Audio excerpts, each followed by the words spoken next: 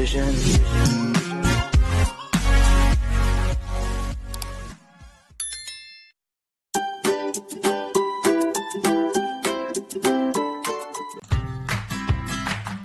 Assalamualaikum warahmatullahi wabarakatuh. Jumpa lagi dengan saya Qobla Harumika di YouTube Qobla Harumika.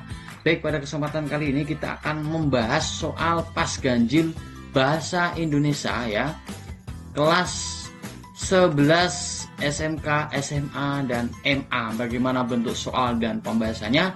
Kita simak video penjelasan berikut ini. Baik, langsung saja soal yang pertama. Dalam membuat teks ceramah perlu memperhatikan latar belakang audiensi atau pendengar yang meliputi. Nah, jadi dalam membuat teks ceramah kita harus memperhatikan ini ya, yang meliputi apa saja. Apakah usia? Jelas usia itu berpengaruh ya. Jika usianya kecil, usianya anak muda, usianya orang tua, maka bahasa yang kita sampaikan berbeda-beda. Tidak mungkin anak kecil kita sampaikan bahasa yang tinggi sehingga tidak paham. Jadi usia jelas. Kemudian apa? Pendidikan dan jumlah pendengar. Nah, jadi jawabannya memang A. Jelas ya. Nah, usia itu harus ada. Kalau nama, jenis kelamin tidak pengaruh ya. Nah, ya kan, tempat tinggal ini juga tidak pengaruh, apalagi nama ini tidak pengaruh. Jadi tingkat ekonomi juga tidak pengaruh. Jadi yang paling tepat adalah usia, pendidikan. Nah, karena pendidikan yang kalau kita ceramah dengan orang-orang yang berpendidikan, maka bahasa kita juga harus kita sesuaikan. Kalau kita berbicara atau ceramah dengan orang-orang yang tidak berpendidikan, maka bahasa kita juga kita sesuaikan. Jangan sampai orang yang tidak berpendidikan kita sampaikan bahasa yang terlalu tinggi sehingga nggak bisa dipahami ya, tidak komunikatif ya. Dan jumlah pendengar ini, kalau pendengarnya banyak, maka kita harus menggunakan istilah-istilah yang sekiranya itu bisa didengar atau disimak oleh banyak audien ya. Kalau sedikit kita menyesuaikan juga ya. Dikorek jawabannya adalah A. Baik, soal berikutnya, soal nomor 2. Mereka memperkirakan titik-titik hari ini akan hujan dengan sangat lebat. Nah, konjungsi ya, konjungsi kata hubung yang tepat untuk melengkapi kalimat ini apa? Mereka memperkirakan bahwa ya, ini karena ini penjelasan, karena ini adalah penjelasan menggunakan konjungsi bahwa ya. Kalau tetapi ini pertentangan ya, ini pertentangan ya, ini pertentangan. Kalau ketika itu apa? Waktu ya, jadi dengan berarti alat ya, alat. Jadi disesuaikan dengan makna dari konjungsi. Jadi karena ini keterangan, maka kita menggunakan bahwa ya, korek. Baik, kita lanjutkan soal nomor 3. Penutup ceramah yang baik tentang pentingnya hidup sehat di bawah ini. Jadi ingat, penutup ceramah ya. Kalau penutup ceramah tentang pentingnya hidup sehat, maka kita harus sesuaikan. Jika cek A ya. Demikian ceramah saya dan kesempatan ini. Sampai jumpa di kesempatan lain. Ini penutup, tetapi ini tentang pentingnya hidup tidak disampaikan ya, maka salah. Kemudian B, sekian dulu penyampaian saya, semoga kita menjadi orang-orang yang terbiasa hidup sehat dalam kegiatan kita sehari-hari. Bukan sekian ya, ini salah. Kemudian yang C, sampai di sini dulu. Nah, ini juga salah, juga tidak ada pentingnya hidup sehat. Kemudian D, demikian hal yang dapat saya sampaikan. Ya, ini benar, korek. Semoga gerakan hidup sehat dapat, ya ini ada kata semoga, kemudian hubungannya dengan gerakan hidup sehat. Kemungkinan besar jawabannya adalah D ya. Kemudian E, demikian ceramah saya. Ingat, ini nggak usah kita menyampaikan ceramah ya. Kita sudah tahu bahwa, pendengar sudah tahu kalau yang ceramah itu ceramah. Jadi nggak usah digunakan kata-kata demikian ceramah. Jadi cukup D, demikian hal yang dapat saya sampaikan. Jadi korek jawabannya adalah D. Jadi ada penutupnya benar, kemudian ada hal yang dibicarakan tentang gerakan hidup sehat juga ada. Jadi kompleks, dilengkapi ya. Jadi jawabannya adalah D ya. Baik, kita simak soal berikutnya. Soal nomor 4. Bagian yang penting dan mengandung inti dari sesuatu yang akan disampaikan dan dibicarakan adalah, nah, Yang penting yang mengandung inti berarti apa? Isi tuh ya. Jadi korek jawabannya adalah A. Jelas ya? Karena ini ada kata-kata bagian yang penting dan mengandung inti tetap isi. Ya, langsung saja ya, nggak usah saya jelaskan. Naskah, ide, penutup dan pembuka. Baik, selanjutnya nomor 5. Kalimat persuasif. Nah, persuasif ini saya garis bawahi, yang tepat untuk melengkapi paragraf penumpang di atas adalah persuasif itu apa? Mempengaruhi ya. Jadi pengaruh ya, pengaruh. Itu namanya persuasif.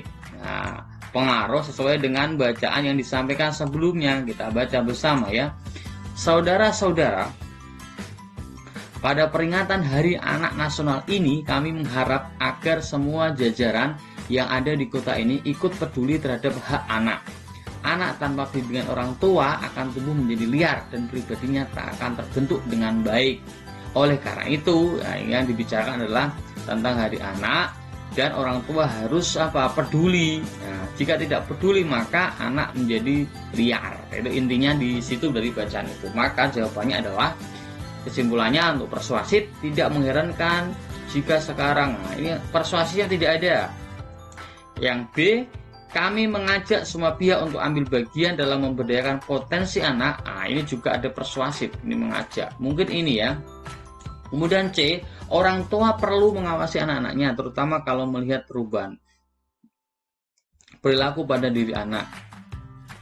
Ini perlu juga persuasif ya, tapi tidak terlalu persuasif ya. Kalau D, baik burungnya pribadi bergantung. Nah, ini tidak ada persuasifnya. E, mari kita sadarkan generasi muda. Ini enggak, ini bukan generasi muda, ini orang tua juga ya. Jadi antara B dan C. Kalau yang B ya, kami mengajak semua pihak. Nah, ini semua pihak, jadi tidak hanya orang tua untuk mengambil bagian dalam memberdayakan potensi anak. Orang tua perlu mengawasi. Nah, jadi jawabannya yang paling tepat dan paling bijaksana adalah B ya. Kami mengajak semua pihak. Nah, ini karena ada menggunakan kata saudara-saudara. Nah, berarti kan ini langsung menggunakan kata kami yang ceramah ya. Kami mengajak semua pihak. Nah, itu jadi korek. Jadi kami ini adalah pihak yang ceramah karena dia mengatakan saudara. Itu analisisnya. Jadi jawabannya yang paling tepat adalah B. Baik, kita lanjut soal nomor 6. Hal yang harus dipersiapkan dalam melakukan ceramah kecuali, ya ingat kecuali ya, wawasan pembicara jelas. Nah, kalau dia tidak punya wawasan maka bahasa yang dipakai juga standar ya atau sederhana. Mengetahui lama waktu jelas ya, sesuai dengan waktu lama atau durasi yang dibutuhkan. Kemudian menyusun kata-kata ya, mengetahui jenis ceramah. Kecuali ya ini jelas tidak menyiapkan bahan. Nah, yang namanya ceramah itu harus menyiapkan bahan. Ini konyol ya. Sepintar apapun kalian harus menyiapkan bahan. Jadi korek jawabannya adalah E ya, kecuali. Baik, kita lanjutkan soal berikutnya nomor 7. Kalimat pembuka ceramah di atas yang tepat adalah, nah di sini ada titik-titik yang pembuka ya, untuk mengisi pembuka ini apa? Kita baca setelah titik-titik ini.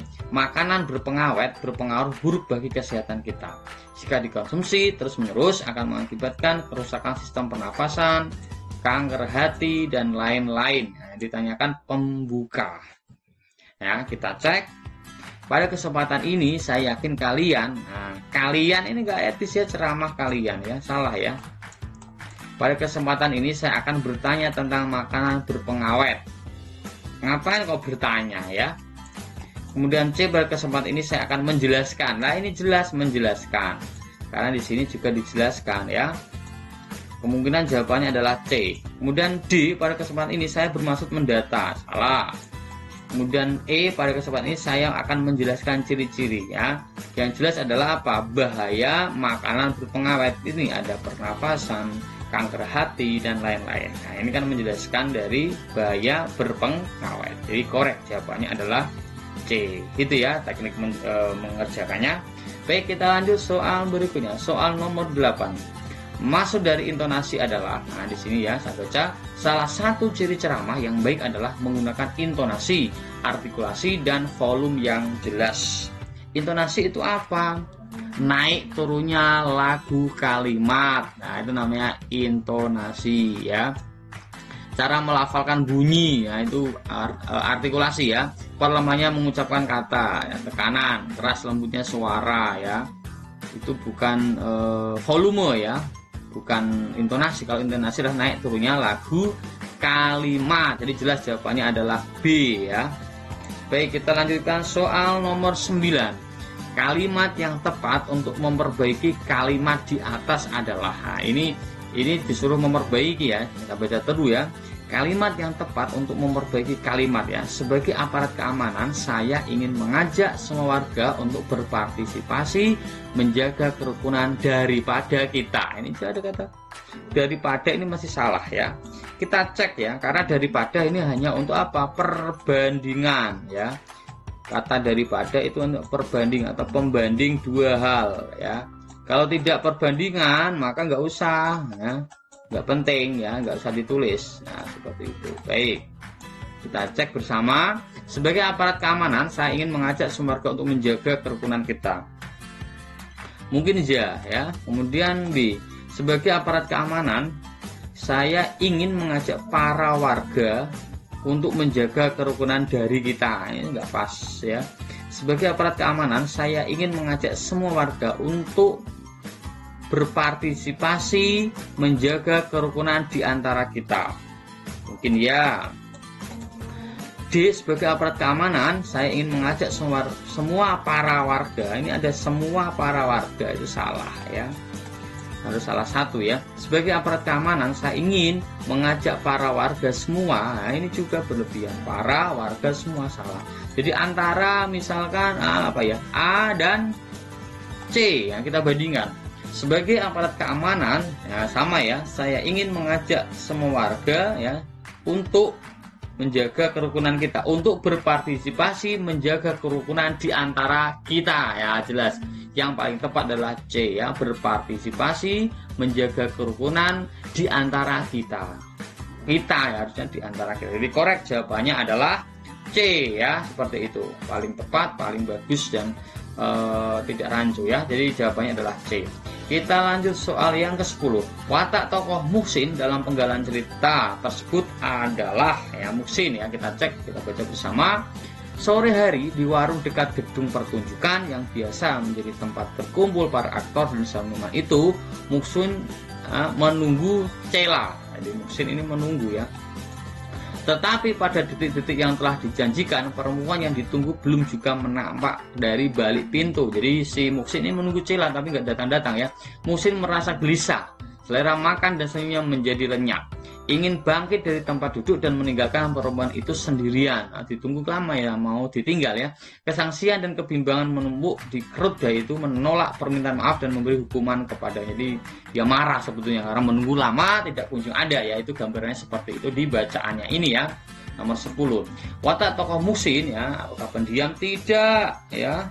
Muhsin tidak pendiam ya. Apakah penyabar?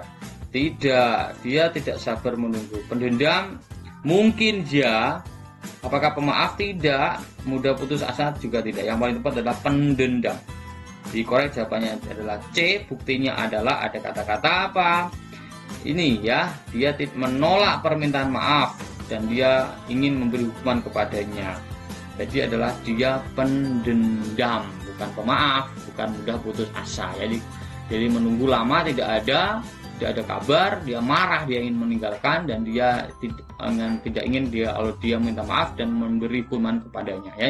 Jadi korek jawabannya adalah C ya. Baik, soal nomor 11 ya. Pendeskripsian watak tokoh Muhsin yang digunakan pengarang dalam penggalan tersebut melalui apa ya? Jadi pendeskripsian watak ini berarti secara analitik ya dan secara dramatik ya. Ada dua, yang pertama itu pendeskripsian secara analitik, yang kedua secara apa? Dramatik ya. Jadi kalau secara analitik ini watak tokoh dijelaskan secara langsung. Tetapi kalau dramatik watak tokoh dijelaskan secara tidak langsung ya. Kita cek saja di pilihan ini wataknya Muhsin apa ya. Kita baca bersama. Sore hari di warung dekat gedung pertunjukan yang biasa menjadi tempat berkumpul para aktor dan seniman itu, Muhsin menunggu Cela. Ini tadi sudah kita bahas di nomor 10 ya. Jadi intinya Muhsin ini apa? Dapat diketahui wataknya kalau dia pendendam apa dari perilaku ya, perilakunya. Ini tadi ia bangkit ya, meninggalkan perempuan itu sendirian. Kesangsian dan kebimbangan menumpuk di kerudahi untuk menolak permintaan maaf dan memberi hukuman kepadanya. Ini adalah perilaku, tidak ada ucapan di situ, tidak ada pikiran di situ, tidak ada fisik di situ, tidak ada lingkungan, dan adanya perilaku ya. Ia bangkit ya, ia gelisah, selera makan dan senyum menjadi lenyap. Ia bangkit dari tempat duduk dan meninggalkan perempuan itu sendirian. Nah, ini namanya apa? Perilaku. Kalau ucapan, nanti ada ucapan dari si tokoh, ada pikiran dari si tokoh, dan ada lingkungan digambarkan ya. Misalkan watak si A itu apa ya, dalam bahasa Jawa mungkin tidak suka bersih-bersih atau keset atau malas ya, maka di lingkungan di situ misalkan ada baju yang di mana-mana, sepatu yang bau ya kan, jemuran di mana-mana. Nah, ini lingkungan kehidupan tokoh, tetapi tidak ada di situ, maka jawabannya adalah B ya, perilaku. Baik, kita lanjutkan soal nomor 12. Pembuktian latar suasana ragu pada penggalan cerita tersebut adalah suasananya ragu ya. Itu terletak pada kalimat nomor berapa? Nah, kita cek ya. Sore hari di warung. Nah, maaf, ragu ini ya. Tadi ini cerita dari si Muhsin. Langsung saja, kalau nomor 1, sore hari di warung dekat gedung pertunjukan yang biasa menjadi tempat kumpul para aktor dan seniman itu, Muhsin menunggu Cela. Tidak menunjukkan ragu. 2, tetapi pada detik-detik yang telah dijanjikan, perempuan yang ditunggu belum juga nampak. Tidak ada. Yang ketiga, Muhsin merasa gelisah. Ya, nggak ada. 4, ingin bangkit, tidak ada. Yang 5, kesangsian. Nah, yang namanya kesangsian itu ragu. Jadi korek jawabannya adalah E.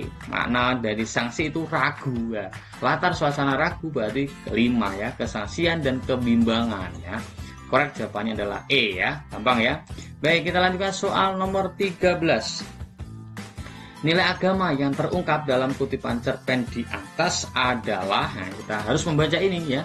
Serupa kali pertama Kurti ini mengantarnya ke muka kontrakan anak lanangnya.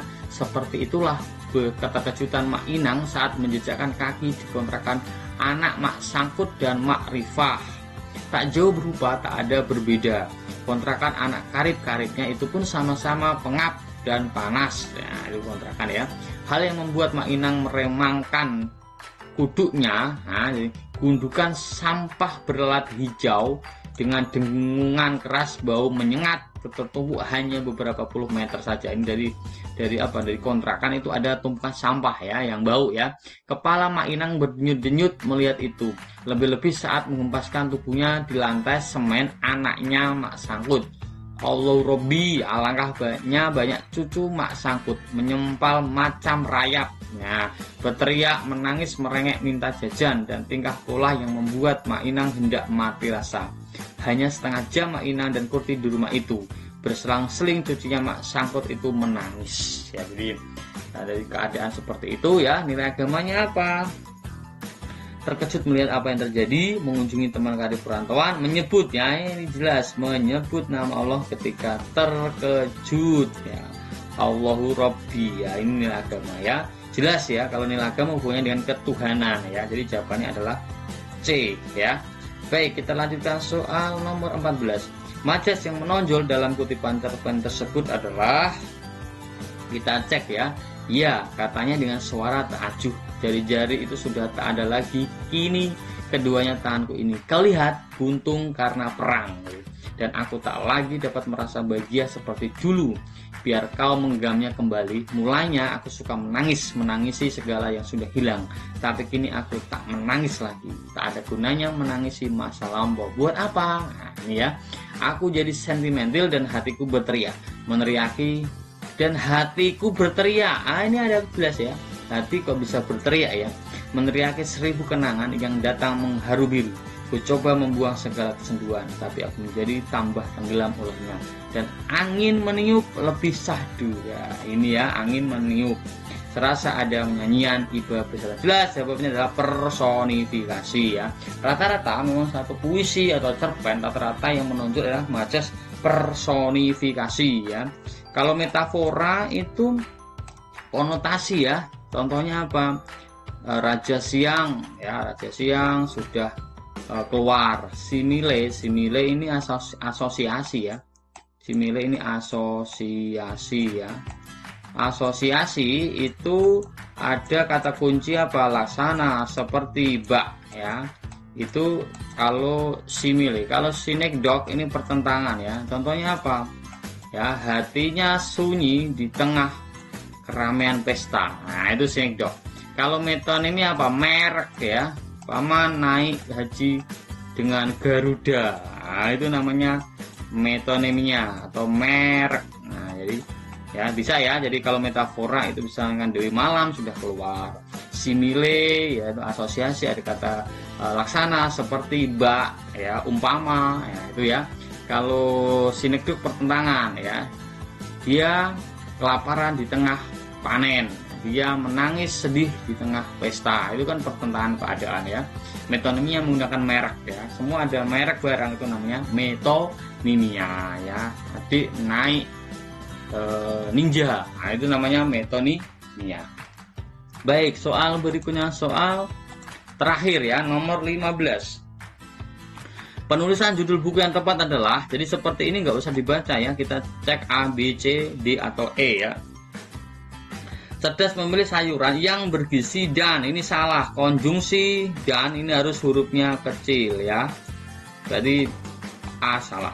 Cerdas memilih sayuran yang, ini juga yangnya Y-nya salah, harusnya kecil. Cerdas memilih sayuran yang Y-nya harus kecil, salah ya. Cerdas memilih sayuran yang bergizi dan menyehatkan. Ya, korek jawabannya ini pasti ya, D ya.